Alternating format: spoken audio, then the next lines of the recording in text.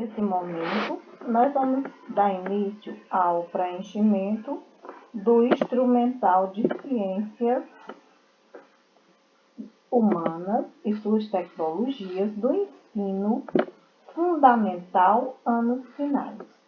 No preenchimento deste instrumental, nós vamos precisar de uma folha de caderno para que a gente possa colocar nossas respostas. Então, você fará da seguinte forma. Você vai, na primeira linha do seu caderno, você escreve seu nome, na segunda, seu CPF, em seguida você bota as competências em ciências humanas e suas tecnologias, que é o instrumental, e aí a gente vai enumerar cada situação desse instrumental. Aqui nós temos a competência 1 e são enumeradas para a competência 1 6 situações. Então, nós vamos também enumerar na nossa folha de caderno da 1 a 6. E aí a gente vai colocando as nossas respostas. Por exemplo, aqui a gente tem a 1 e ela diz assim, ó, identificar ações de cidadania no meio em que vive. Nessa primeira questão, você vai escrever aqui como é que você está exercendo a sua cidadania no seu bairro, na sua cidade, lá na rua onde você mora, como é que você exerce a sua cidadania. Aí você pode até colocar como exemplo ações que você fez em prol do seu vizinho, das pessoas que estão próximas de você. A segunda questão, ou a segunda situação, diz o seguinte, realizar ações de valor coletivo no meu espaço de convivência. Quando eu falo das ações coletivas, eu vou falar daquelas ações que eu realizo junto com outras pessoas no meu dia a dia para o bem-estar de um grupo. Então, quais foram as ações em coletivos que eu fiz na minha rua? Fizemos a limpeza da rua, retirando o lixo dos terrenos baldios com todos os vizinhos. Isso é uma ação coletiva. A 3. Compreender que o homem constrói e transforma a sua própria história. Aqui você vai explicar como é que o homem é capaz de transformar sua própria história de vida ou construir essa história.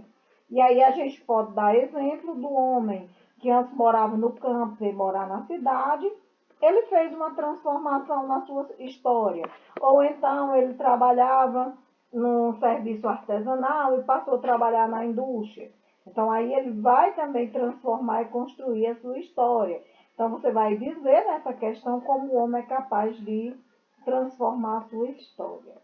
Aqui na 4 a gente tem o seguinte enunciado.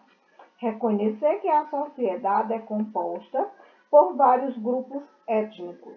Aqui você vai falar da mistura de povos no Brasil, que resultou o povo brasileiro hoje, que é uma, vamos dizer assim, raça miscigenada, ou seja, uma raça que se misturou.